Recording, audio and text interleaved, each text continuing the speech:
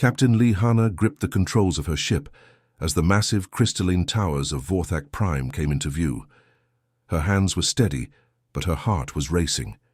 This was it, humanity's first real chance to make friends instead of enemies. In this corner of the galaxy, the Vorthak Empire had been watching Earth for months now. Their scouts had been spotted near human colonies, and everyone back home was nervous. These aliens were big, strong, and had been conquering planets since before humans learned to make fire. They ruled over dozens of worlds, and their reputation for crushing anyone who opposed them was legendary. Hana's ship, the Sol Dawn, was small compared to the Vorthak warships floating nearby. Each one could probably destroy her vessel with a single blast, but she tried not to think about that. Her mission was simple: talk to them, show them that humans weren't a threat, and hopefully avoid a war that humanity couldn't win. The docking bay was enormous, built for ships 10 times the size of hers.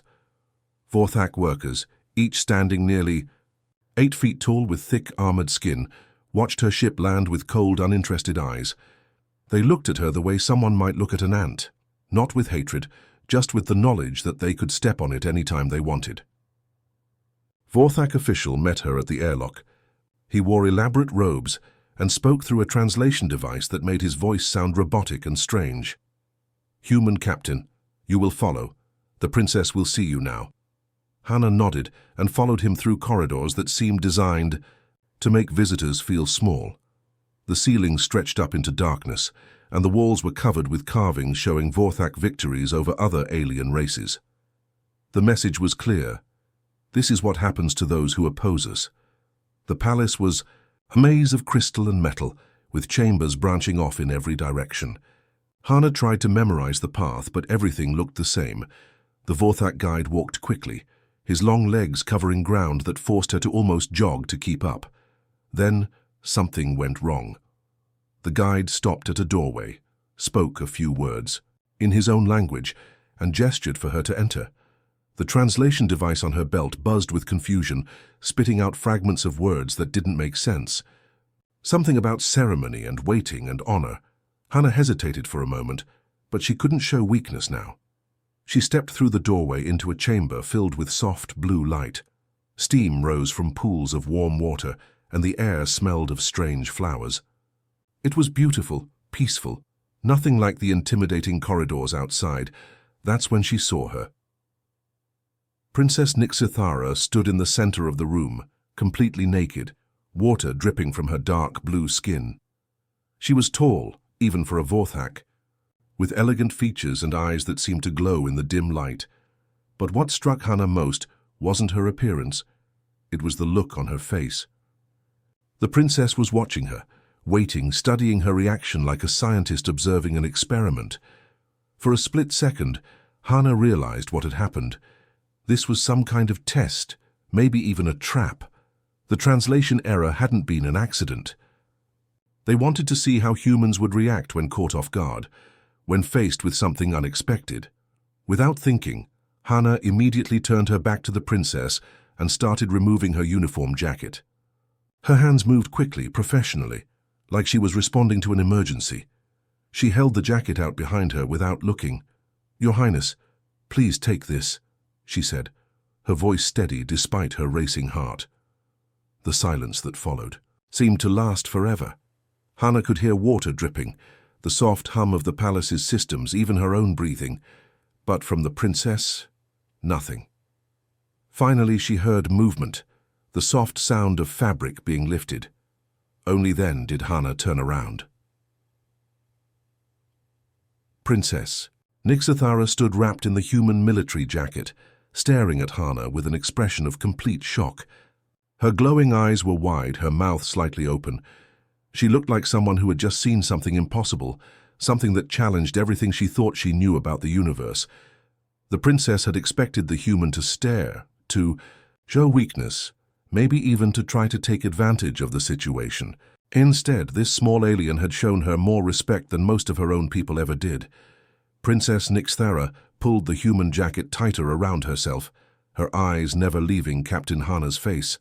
The silence stretched between them like a taut wire heavy with unspoken questions.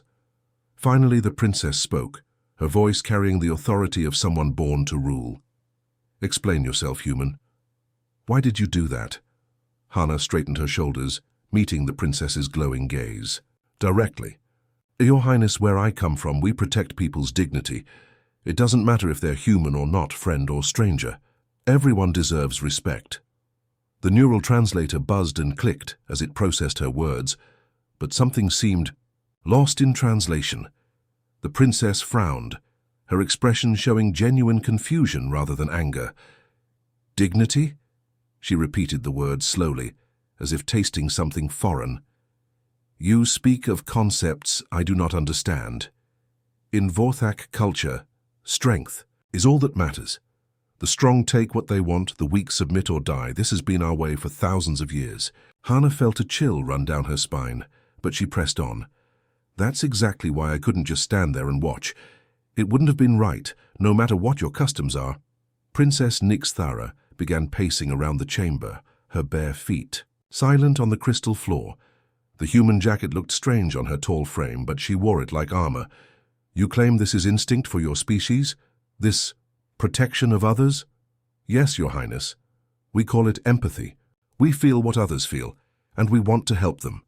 The princess stopped pacing and stared at Hana with something approaching fascination. "Empathy," she repeated. "Our scouts reported that humans were weak, that your emotions made you vulnerable. But this action of yours, it was not weakness, was it?" Before Hana could answer, a Vorthak attendant rushed into the chamber, speaking rapidly in their native language. The princess listened, her expression growing darker with each word. When the attendant finished, she dismissed him with a sharp gesture. "Captain Hana, it seems your arrival is more timely than expected. We have a crisis that our best minds have been unable to solve for 30 years. Perhaps you would like to observe how real problems are handled?" They moved to the palace's command center, a vast room filled with holographic displays showing star charts, resource flows, and population data. Dozens of Vorthak officials worked at control stations, their faces tense with frustration. The princess gestured to a massive three-dimensional map floating in the center of the room. "Behold the Kepler mining sector, 3 planets, billions. 12 citizens and resources that could power our entire fleet. But for 3 decades, we have been unable to extract them efficiently. Every solution we try fails within months." Hana studied the display, her engineer's mind automatically analyzing the data streams. She could see the problem immediately.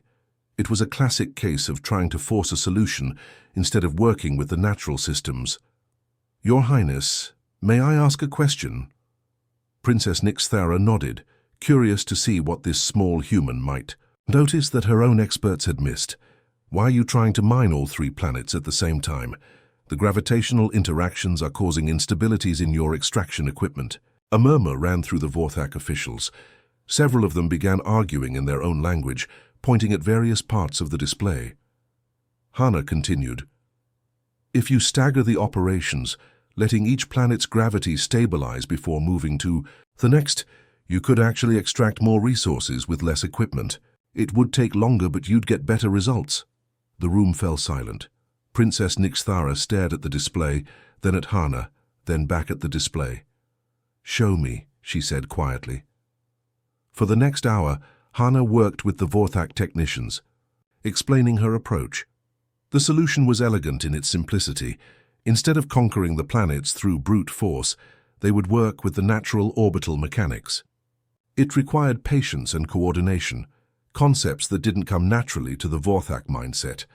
When the simulation showed a 40% increase in extraction efficiency, the command center erupted in amazed chatter.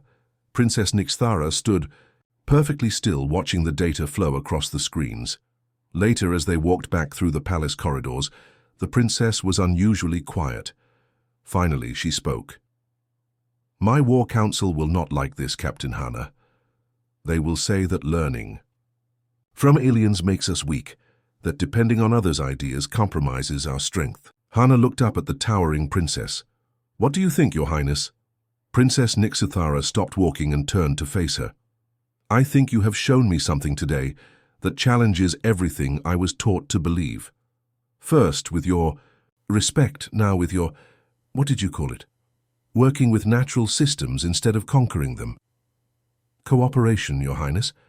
Sometimes the best solution isn't about being the strongest. Sometimes it's about being smart enough to work together.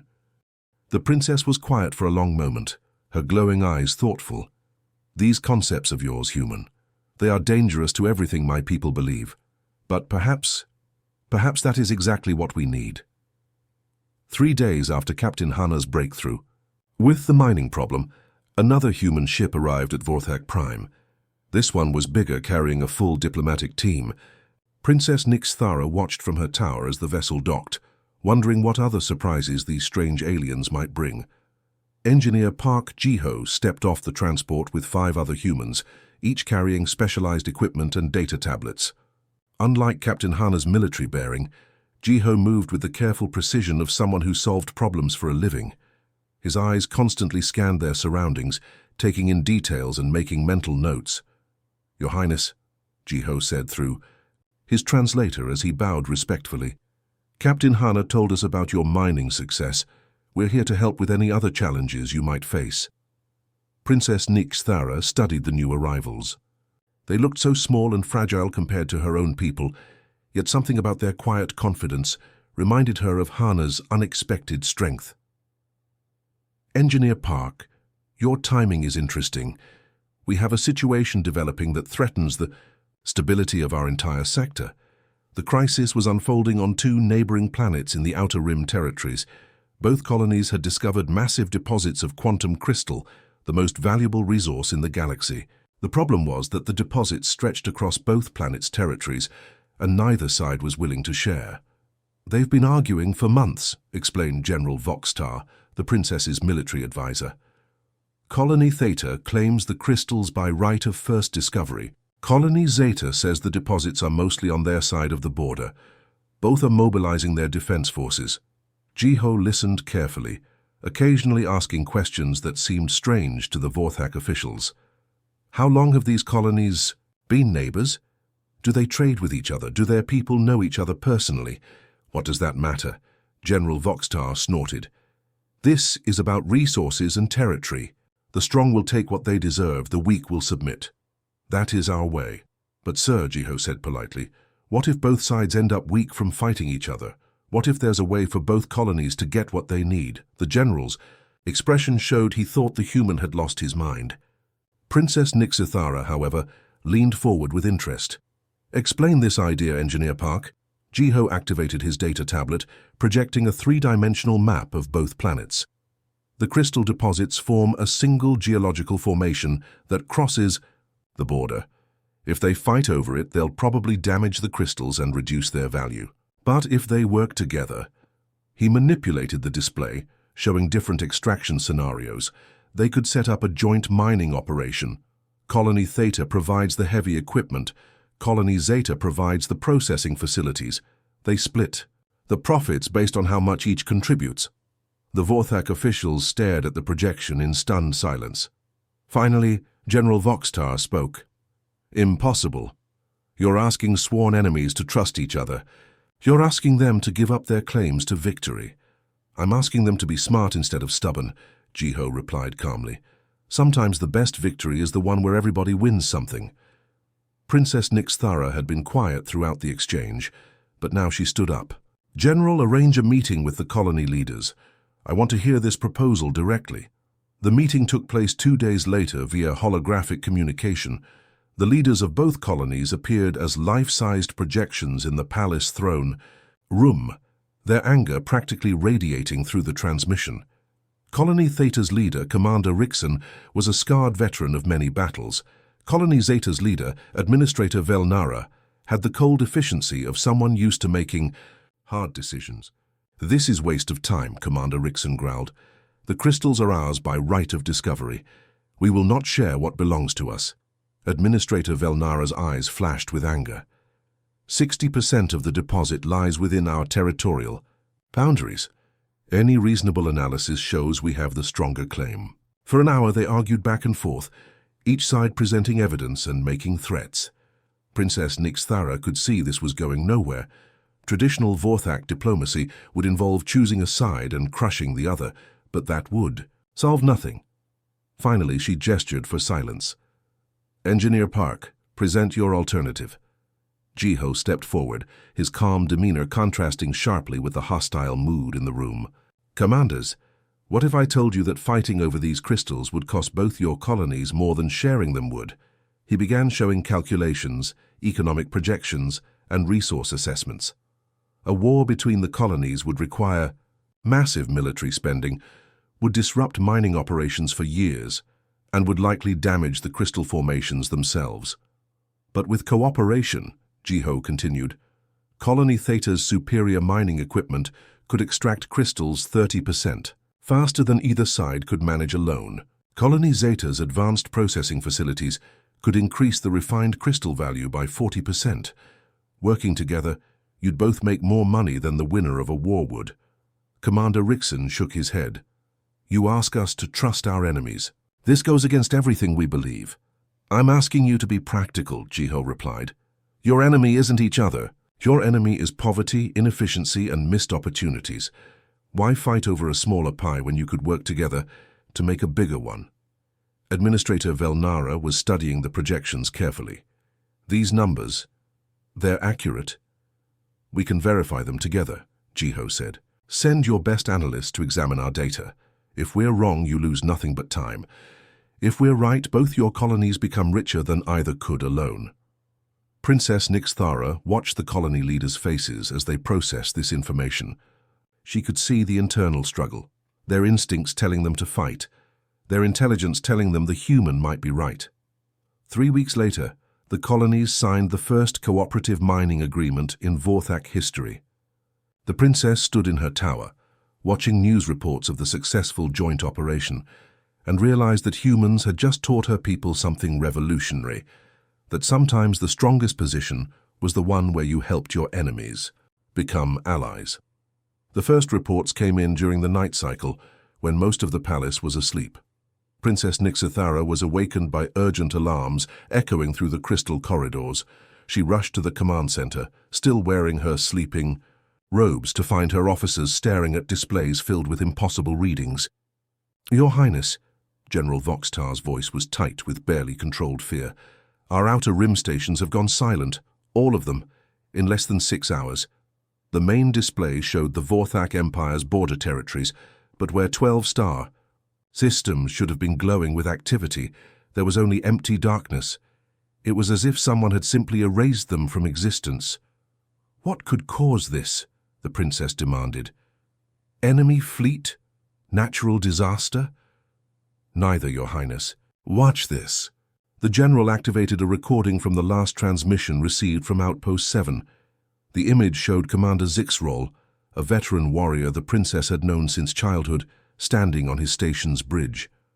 Behind him, the stars were disappearing one by one, consumed by something that looked like metallic insects the size of battleships. "They're not alive," Zixrol's voice crackled through the static. "They're machines, but they move like a living swarm. They're eating everything, planets, moons, even the stars themselves. Nothing stops them. Nothing even slows them down." Then, the transmission cut to static. Captain Hana arrived at the command center within minutes of being summoned, still adjusting her uniform. She took one look at the tactical display and her face went pale. "Your Highness, we need to evacuate everyone from the outer territories immediately. This isn't a normal invasion force." "Evacuate!" General Voxtar snarled. "We are Vorthak. We do not run from enemies." "Sir, with respect, this isn't about courage," Hana replied, pulling up data on her tablet. "I've seen reports of similar attacks in other sectors. They call it the Void Swarm, millions of self-replicating machines that consume matter to build more of themselves. They don't negotiate, they don't retreat, and they don't stop until everything is gone." Over the next few hours, more human ships arrived in response to Hana's emergency signals. The Sol Dawn was joined by the medical vessel Busan Hope and the communications ship Jeju Star. Princess Nixthara watched with growing amazement as the humans immediately began coordinating rescue operations with Vorthak forces. Medical Officer Kim Sola was the first to make an impression. When the evacuation ships began arriving with refugees from the outer rim, she set up emergency treatment stations without being asked. Vorthak warriors, trained to endure pain in silence, found themselves being treated by a human half there, Sci's who somehow managed to be both gentle and efficient. "Hold still, big guy," Sola told a wounded Vorthak soldier as she cleaned a deep gash on his arm. "I know it hurts, but this will help prevent infection." The soldier stared down at her in amazement. You treat enemies?" "You're not my enemy," Sola replied, applying a bandage with practiced skill. "You're someone who got hurt protecting others. That makes you one of the good guys in my book." Meanwhile, communications specialist Yun Taemin was working frantically to solve a different problem. The Vorthak military operated on individual ship commands, with each captain making their own tactical decisions. Against a coordinated enemy like the Void Swarm, this approach was proving disastrous. "Princess, we need real-time coordination between all our forces," Taemin explained, his fingers flying over multiple keyboards. "The swarm operates as a single intelligence. If we keep fighting them as individual ships, they'll pick us apart, piece by piece." "Our captains have never fought as a unified fleet," General Voxtar protested. "They don't know how to take orders from other ships." "Then we'll teach them," Taemin said simply. He had been working for 18 hours straight, developing translation protocols that would allow instant communication between human and Vorthak vessels. "I'm creating a tactical network that links every ship's computer system. Commands can be shared instantly. Strategies can be coordinated in real time." Princess Nixithara watched these humans work around the clock, solving problems that had never occurred to her military leaders. They treated wounded Vorthak soldiers as carefully as their own people. They shared their technology freely, asking for nothing in return. They worked themselves to exhaustion for the sake of beings they had met only days ago. When the next wave of reports came in, the situation had grown even worse. The Void Swarm had consumed 3 more star systems and was heading directly toward the Empire's core worlds. Traditional Vorthak tactics were proving completely useless against an enemy that had no fear, felt no pain, and never retreated. "Your Highness," Captain Hana said during an emergency strategy meeting, "we need to combine our fleets. Human ships are faster and more maneuverable, but your vessels have much heavier weapons. Together we might have a chance. You would risk your own people for us?" the princess asked. Hana looked around the room at her fellow humans, Sola, who hadn't slept in 2 days treating wounded soldiers, Taemin, whose eyes were red from staring at computer screens, Engineer Jiho, who had been working with Vorthak technicians to modify their weapons systems. "Your Highness, we're not doing this just for you. We're doing it because it's right. If the Void Swarm isn't stopped here, they'll keep spreading until they consume everything. Human worlds, Vorthak worlds. It won't matter to them." Princess Nixithara felt something shift inside her chest as she watched these remarkable beings. They didn't fight for glory or conquest. They didn't seek to dominate or control. They fought because they believed that all life was worth protecting, even the lives of former strangers who had once considered them enemies. For the first time in her life, she was beginning to understand what true strength really looked like. The combined fleet hung in space like a wall of steel and crystal. Human and Vorthak ships positioned side by side in formations that would have been impossible just weeks ago. Princess Nixithara stood on the bridge of her flagship, watching the tactical displays with growing dread. The Void Swarm was less than 6 hours away, and their numbers were beyond counting. "Status report," she commanded, though she already knew the answer would be grim.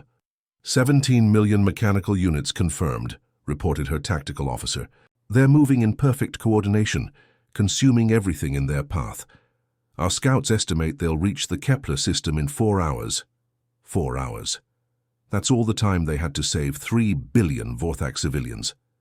Captain Hana's voice crackled through the communication system from her ship.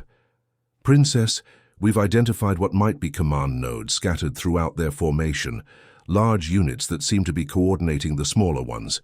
If we can disable enough of them, we might be able to disrupt their coordination." "How many would we need to destroy?" the princess asked. There was a pause before Hana answered. "At least 12, but they're heavily protected, deep inside the swarm. Any ship that gets close enough to attack them probably won't make it back." "Out," The bridge fell silent. Everyone understood what that meant. 12 suicide missions, I'll take the first one, came a new voice over the communication channel. Pilot Choi Dae-ho spoke with the calm certainty of someone who had already made peace with his decision. Princess Nix-Thara had met Dae-ho briefly during the fleet preparations. He was young, maybe 25 years old, with quick hands and the kind of reflexes that made him one of the best pilots in the human fleet. He had also shown her pictures of his family back on Earth, a wife and a baby daughter he had never met. Pilot Choi, that's not necessary, the princess said quickly. We can find another way. Your Highness, with respect, there isn't another way, Dae-ho replied. Those evacuation ships need more time to get the civilians out. Someone has to buy them that time. General Voxtar leaned toward the princess. Let the human sacrifice himself if he wishes. It's tactically sound. The princess felt a flash of anger at her own officer's coldness, but before she could respond, other voices began speaking up on the communication channel. I'll take the second node, said Lieutenant Park Min-soo from another human fighter. Third. Node is mine, added Commander Oh Ji-won. I can handle the fourth, volunteered Sergeant Kim Hyun-woo.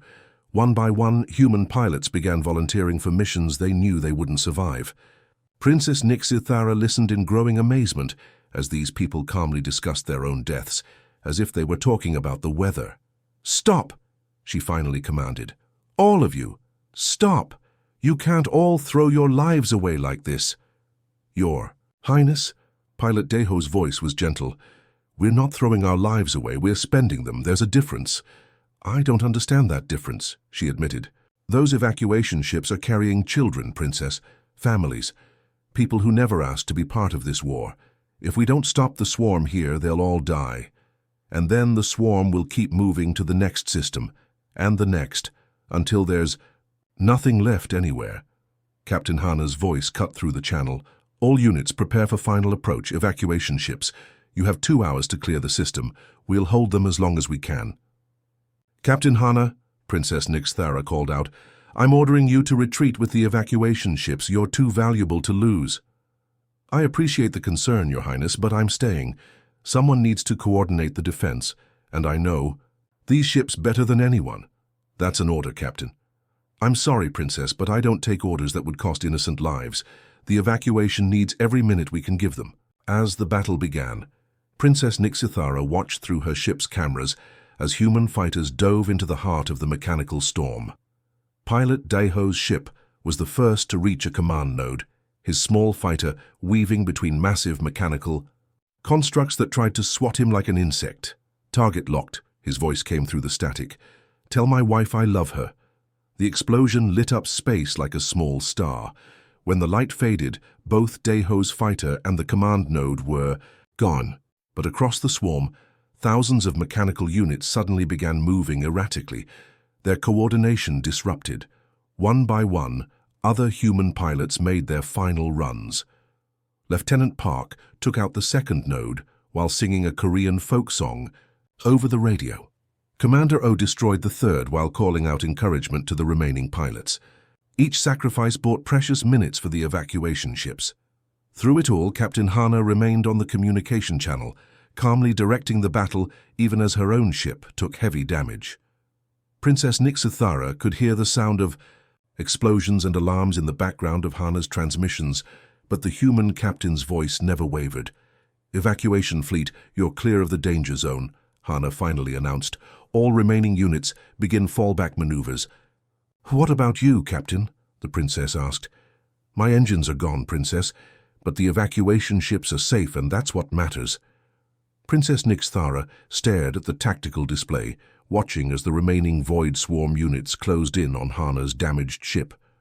For the first time in her life, she understood what the humans had been trying to teach her. Their strength wasn't in their weapons or their technology. It was in their willingness to put others first, even when those others were strangers, even when those others had once been enemies. They didn't fight for glory or conquest.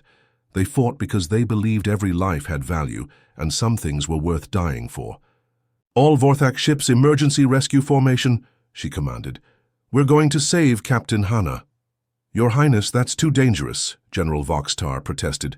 General, those humans just taught us what real courage looks like. The least we can do is learn from their example. The rescue mission to save Captain Hana turned into the most intense battle Princess Nixthara had ever experienced. As her flagship dove into the heart of the mechanical storm, she found herself fighting alongside Sergeant Kang Minji, a human soldier who had volunteered to board the Vorthak vessel to help coordinate their different fighting styles. "Stay low, Princess!" Minji shouted as they ran through the ship's corridors toward the damaged section. Explosions rocked the vessel as Void swarm units attached themselves to the hull, trying to tear their way inside. "These things don't negotiate, Princess!" Nixthara had fought in many battles, but never like this. The mechanical enemies felt no fear, showed no mercy, and never retreated. They simply kept coming, wave after wave, like a metallic tide of destruction. What amazed her was how Sergeant Minji fought. The human soldier was half her size, but moved with incredible speed and precision. More importantly, she seemed to anticipate what the princess needed before she even asked for it. "Behind you!" Minji called out, spinning to fire at a mechanical unit that had broken through the hull. The princess struck it down with her energy blade, and without missing a beat, they moved to the next breach. They were fighting their way toward the evacuation pods when they heard it, the sound of children crying. Through a hole in the ship's hull, they could see a damaged Vorthak transport vessel, drifting helplessly in space. The ship was carrying refugee families from the outer rim, and it had been caught in the crossfire. "Princess, we have to help them," Minji said, already moving toward the emergency airlocks. "Sergeant, our mission is to rescue Captain Hana. We cannot deviate from—" "Those are kids in there," Minji interrupted, something the princess had never seen anyone dare to do. "If we don't help them now, they'll all die, without waiting for permission." Minji began suiting up in emergency space gear. Princess Nixthara watched in disbelief as the human soldier prepared to venture into the vacuum of space, surrounded by enemy units, to save children she had never met. "This is madness," the princess said. "You'll be killed."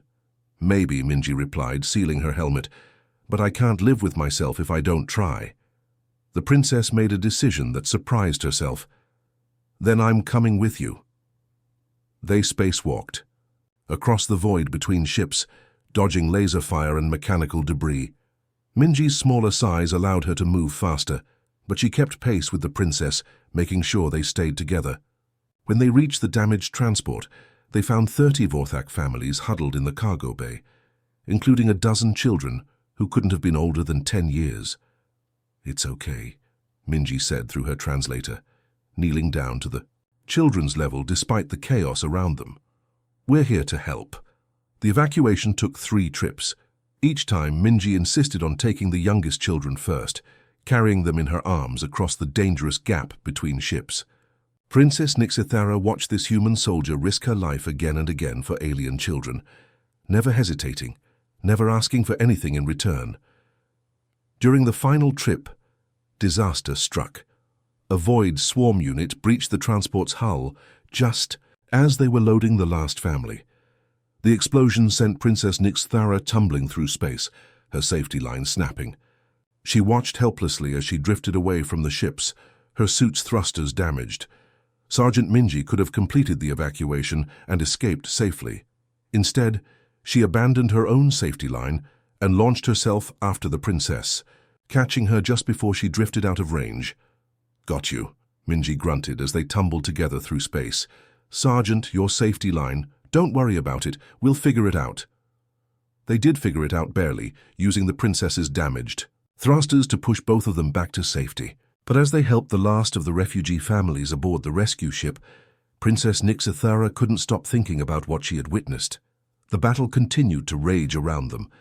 Through the ship's viewports, the princess watched human engineers working desperately to maintain defensive shields that protected not just human vessels, but Vorthak ships as well.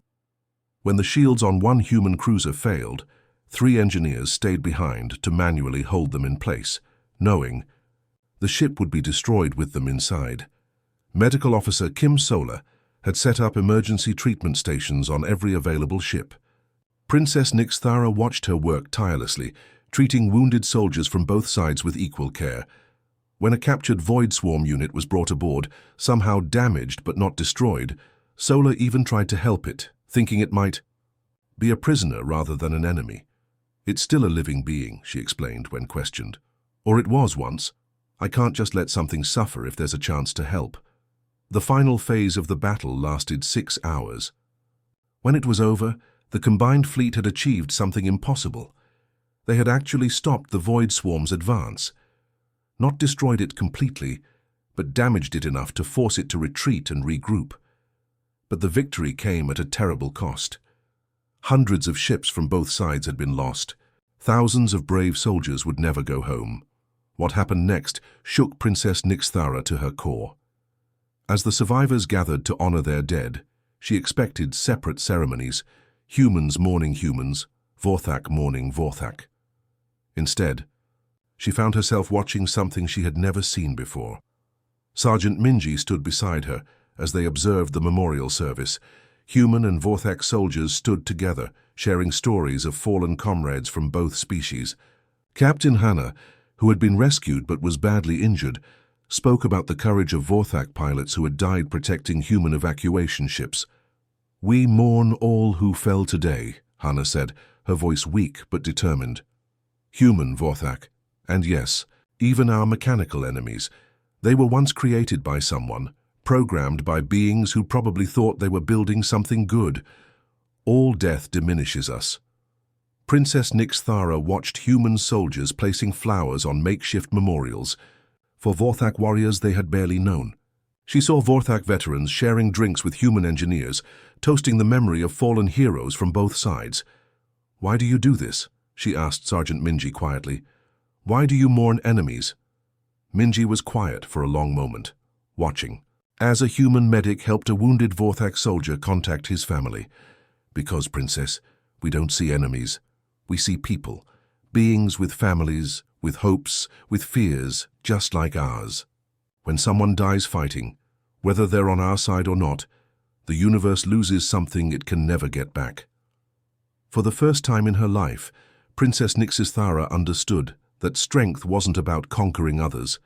It was about protecting them even when they couldn't protect themselves, even when they had once been your enemies.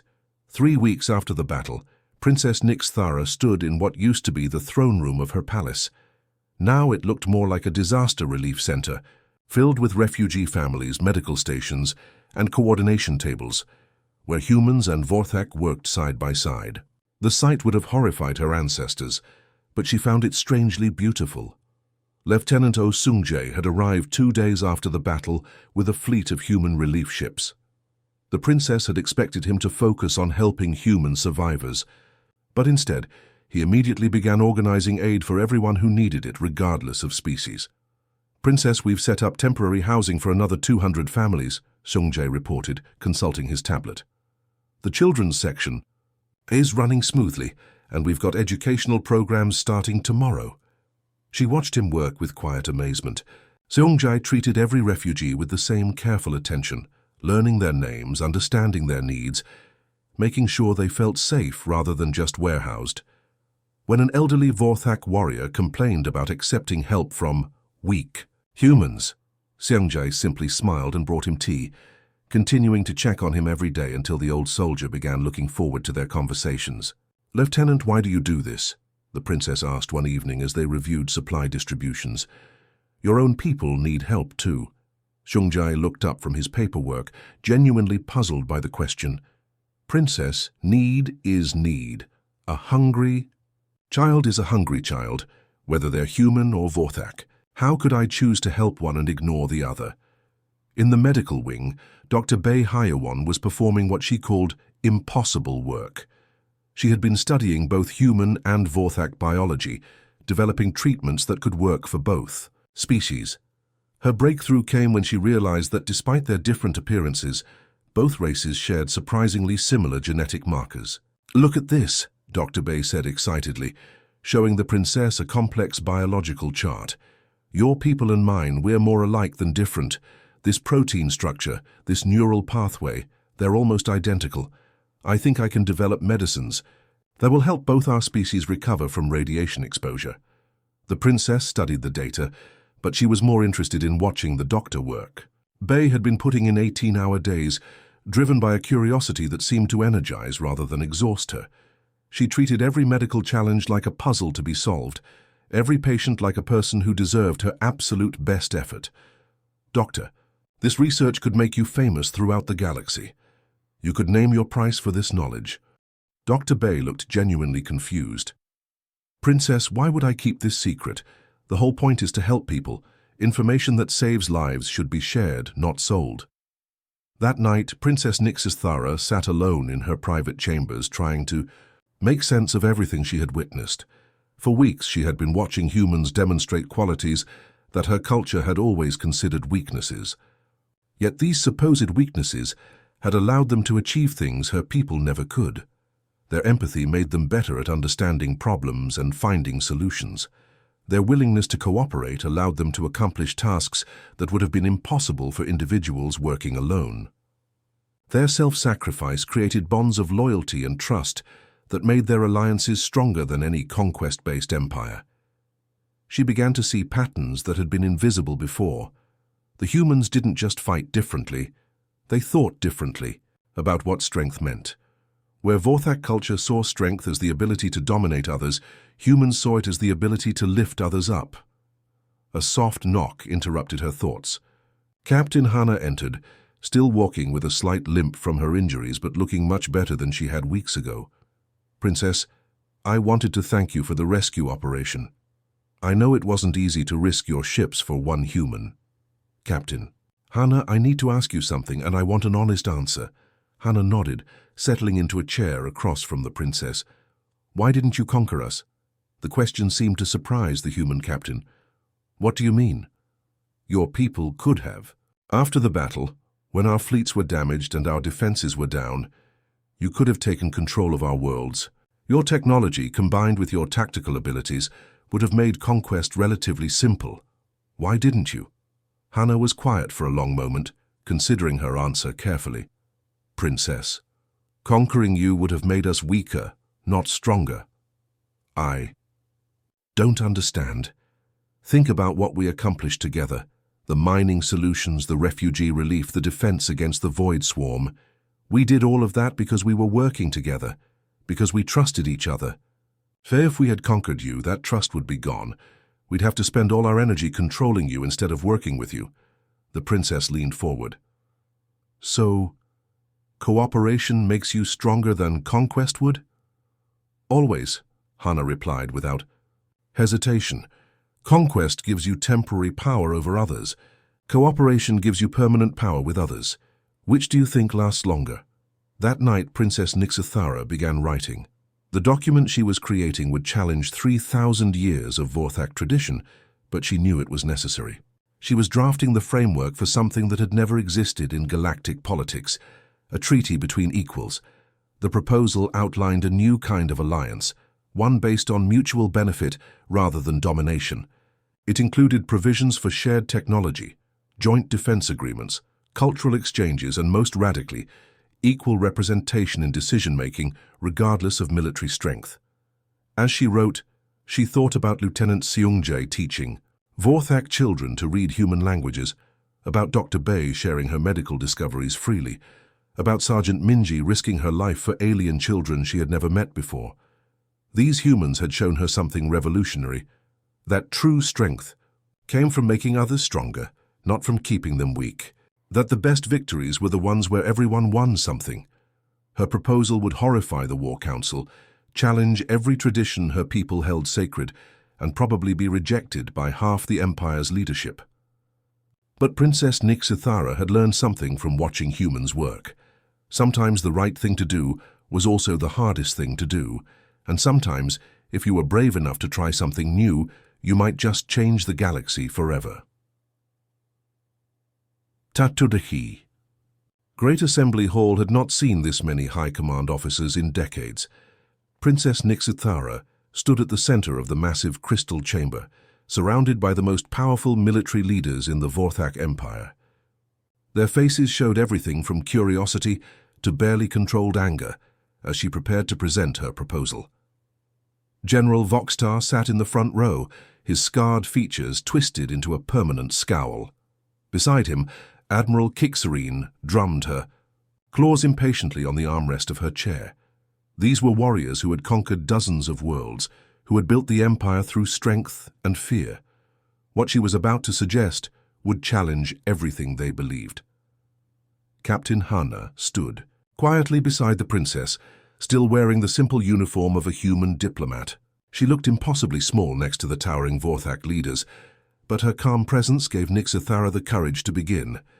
"Honored commanders," the princess began, her voice echoing through the crystalline chamber, "I have called you here to discuss the future of our empire. What I propose today will seem impossible to many of you, but I ask that you listen with open minds." She activated the holographic display, showing images from the recent battle against the Void Swarm. 3 weeks ago, we faced an enemy that our traditional methods could not defeat. Alone, we would have been destroyed, but working alongside the humans, we achieved victory. General Voxtar leaned forward, his voice dripping with disdain. "Princess, we are grateful for the humans' assistance during the crisis, but surely you're not suggesting we change our entire way of life because of one battle." "I'm suggesting we change because our old way almost got us all killed," Nixithara replied, firmly. "General, how many Vorthak lives did we lose in the first day of fighting using our traditional tactics?" The general's silence was answer enough. Everyone in the room knew the numbers. Thousands of Vorthak warriors had died in the first few hours, their individual combat skills useless against the coordinated enemy. "And how many lives did we save once we started working with the humans?" the princess continued. "Once we learned to fight as a team instead of as individual warriors seeking personal glory." Admiral Kixarine stood up, her voice sharp with anger. "You speak of glory as if it means nothing. Our ancestors built this empire through strength and courage, not by holding hands with aliens." "Admiral," Captain Hana spoke for the first time, her voice respectful but firm, "may I ask you something?" The room fell silent. No one had expected the human to speak during a Vorthak military council. "What is the point of individual glory if everyone you're fighting to protect ends up dead?" Hana continued. "I've studied your history, Admiral. Your ancestors were great warriors, yes, but they also understood that true strength comes from protecting others, not from dominating them." She gestured to the holographic display, which now showed images from the refugee relief efforts. "I've watched Vorthak soldiers work alongside my people to help evacuate civilians. I've seen your warriors risk their lives to save human children they had never met before. That takes more courage than any individual combat." Commander Zixthul, an older officer with medals covering his chest, leaned back in his chair. "Captain Hana, with respect, you don't understand our culture. We are conquerors. It's what we do, what we've always done. You're asking us to become something we're not." "No, Commander," Princess Nixithara interjected. "I'm asking us to become something better than what we are." She changed the display to show economic projections, resource-sharing agreements, and technological development plans. "Look at what we've accomplished in just 3 weeks of cooperation. Our joint mining operations are producing 40% more resources than either species could extract alone. Dr. Bay's medical research has already saved hundreds of lives from both our peoples. Lieutenant Seungjae's educational programs are teaching our children skills we never thought to develop." The debate that followed was unlike anything the High Command had ever experienced. For hours, officers argued back and forth, some supporting the princess's proposal, others condemning it as weakness. "This is madness," General Voxtar finally exploded. "You want us to treat these aliens as equals. They're barely half our size. They have no natural weapons, no armor, no instinctive fighting abilities." Captain Hana smiled slightly. "General, you're absolutely right. We don't have any of those things, but we have something else." "And what is that?" the general demanded. "We have each other," Hana replied simply. "Every human knows that their strength comes from the people around them. We don't fight as individuals seeking personal glory. We fight as a team, where everyone's strengths cover everyone else's weaknesses." She gestured to the battle recording still playing on the display. "Your individual warriors are incredibly brave and skilled. But my people learned long ago that 1,000 individuals working together will always beat 1,000 individuals working alone. The debate continued for 3 days. Officers who had never questioned Vorthak's superiority found themselves reconsidering long-held beliefs.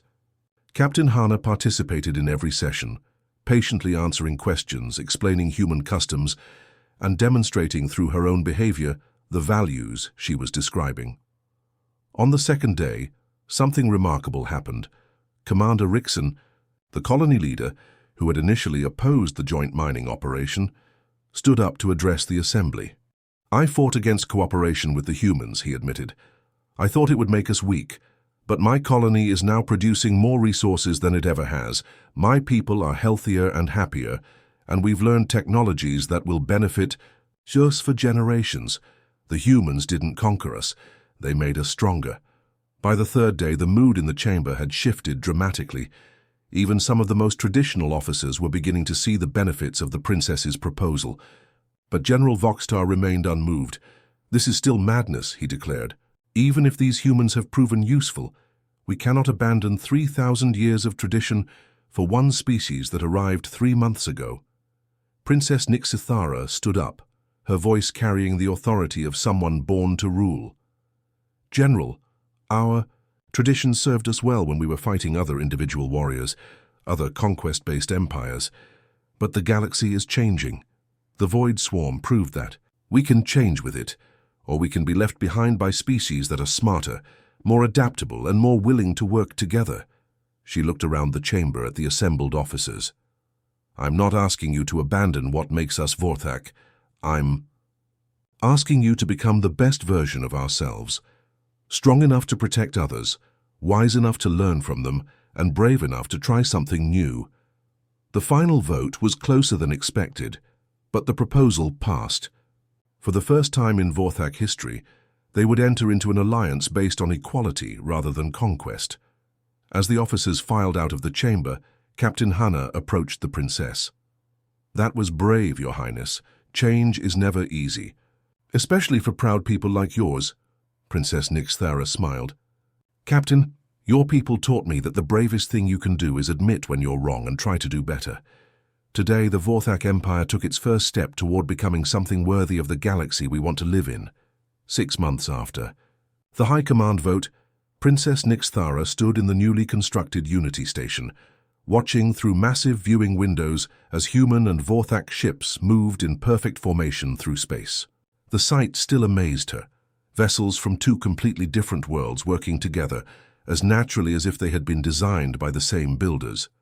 The signing ceremony for the Terran-Vorthak Accord had taken place just 3 weeks ago, broadcast across hundreds of worlds. For the first time in galactic history, 2 major powers had agreed to share authority equally, with decisions made by joint councils rather than by the stronger forcing the weaker to submit. Captain Hana approached, from behind, now wearing the insignia of a galactic ambassador. Her promotion had been unanimous from both governments. If anyone understood how to make this new alliance work, it was the woman who had started it all with a simple act of kindness. "Princess, the morning reports are in," Hana said, handing over a data tablet. "The joint patrol in the Outer Rim intercepted 3 pirate ships yesterday. No casualties on either side, and the pirates have been turned over to the appropriate authorities." Nixithara scrolled through the reports, noting how smoothly the operations were running. Human ships provided speed and coordination, while Vorthak vessels contributed firepower and durability. Neither species could have been as effective alone. "Ambassador Hana, I've been thinking about that first day we met," the princess said, setting down the tablet. "When you found me in the purification chamber." Hana smiled slightly. "Not exactly the diplomatic introduction either of us planned, but it was perfect in a way." Nixithara turned to face her friend. And that's what Hana had become, despite the vast differences between their species. That moment taught me something I had never understood before. What's that?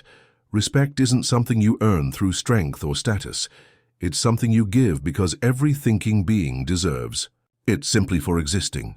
They walked together through the station's main corridor, past the joint training facilities, where human and Vorthak officers learned to work together. Through one window, they could see Sergeant Kang Minji teaching young Vorthak cadets about tactical coordination. Through another, they watched Vorthak engineering students working alongside Dr. Bay to develop new medical technologies. The other empires are starting to take notice, Hana mentioned as they passed a communications center. We've received diplomatic inquiries from the Zelthari Federation, the Crystal Worlds, even the Isolationist Nebula Collective. They want to know how this alliance actually works. Princess Nixthara nodded. She had been expecting this. Word was spreading throughout the galaxy about the impossible partnership between humans and Vorthak. Other species were watching, wondering if this new model might work for them too. "What do you tell them?" she asked. "The truth," Hana replied, "that it works because we treat each other as equals, not as conquerors and conquered, not as superior and inferior, just as different peoples with different strengths who can accomplish more together than apart." They entered the main council chamber, where representatives from both species were meeting to discuss expanding their patrol coverage. Princess Nixthara watched as Lieutenant Oh Seungjae presented refugee resettlement plans, while Admiral Kixareen outlined defensive strategies. 6 months ago, these two would never have been in the same room without weapons drawn. Now they were finishing each other's sentences. "You know what I find most remarkable?" the princess said quietly to Hana. "What's that? Your people never tried to change us. You never demanded that we abandon our culture or our traditions. You just showed us better ways to achieve what we already wanted." Hana considered this. "Princess, forced change never lasts. Real change has to come from within, when people decide for themselves that there's a better way to live." The morning session ended with news that made both leaders smile. The joint colony on Kepler 7 had just reported its first successful harvest. Crops grown using human agricultural techniques in Vorthak soil, tended by families from both species working side by side. That afternoon, Princess Nixthara found herself alone in her office, reviewing reports from across the galaxy. The Terran-Vorthak Accord was being studied by diplomatic schools, analyzed by military academies, and copied by smaller alliances who wanted to try this new approach. But what struck her most was a simple message from a Vorthak mother on Kepler 7. Her daughter had made friends with human children in the colony school, and she wanted to thank the princess for making it possible. The message included a picture of the children playing together, their different appearances meaning nothing to them as they built something together in the dirt. That evening, as Princess Nixthara prepared for sleep, she looked out her window at the stars. Somewhere out there, human and Vorthak ships were patrolling together, protecting trade routes and keeping the peace. Engineers from both species were designing new technologies that neither could have created alone. Families were building lives, together on worlds that had once been divided by fear and misunderstanding. She thought back to that moment 6 months ago, when a small human captain had offered her jacket to a naked alien princess. Such a simple gesture, but it had changed everything. Captain Hana had seen her not as an enemy to be defeated or a resource to be exploited, but as a person deserving of dignity and respect. That single act of kindness had grown into something larger than either of them could have imagined, an alliance that was reshaping how the galaxy thought about power, cooperation, and what it truly meant to be strong. The humans had taught the Vorthak Empire that real strength wasn't about dominating others. It was about lifting them up, protecting them, and working together to build something better than what either could achieve alone. And as Princess Nixthara drifted off to sleep, she smiled at the thought that somewhere in the galaxy, other species were learning the same lesson, that the greatest victories were the ones where everyone won something, and the strongest alliances were built not on fear, but on the radical human idea that every life had value. The galaxy was changing, one act of kindness at a time.